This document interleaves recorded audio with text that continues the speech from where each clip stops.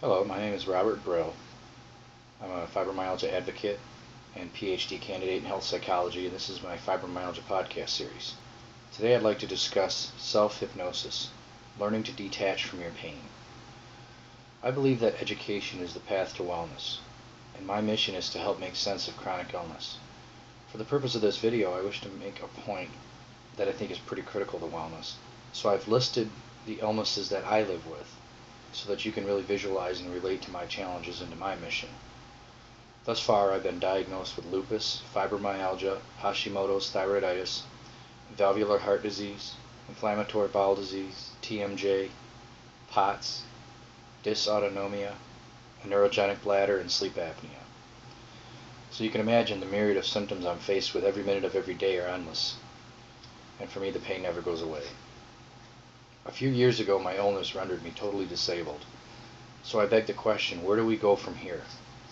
Like many of you listening to this, and likely suffering from these or similar chronic illnesses, the challenges life presents for us are also endless. We learn to live life by a different set of rules from those not suffering from chronic illness.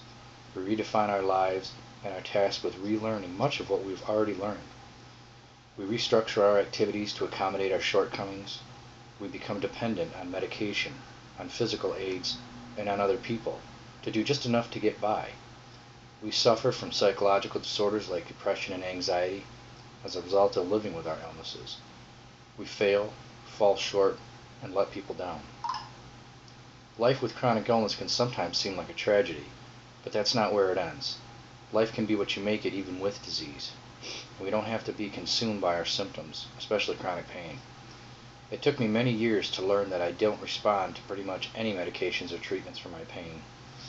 And it also took me many years of educating myself to find something outside the box that did address my pain. I felt as though I could say I tried everything and nothing works, which was true from a traditional sense.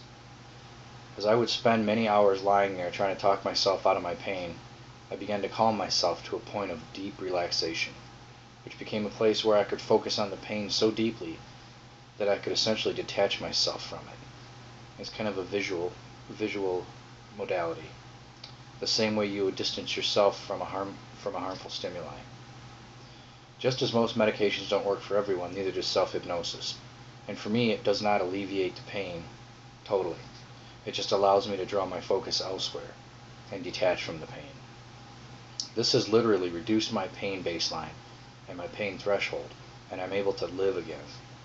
So discover for yourself through education about meditation and self-hypnosis, and see if you can learn to distance yourself from your pain. Thank you.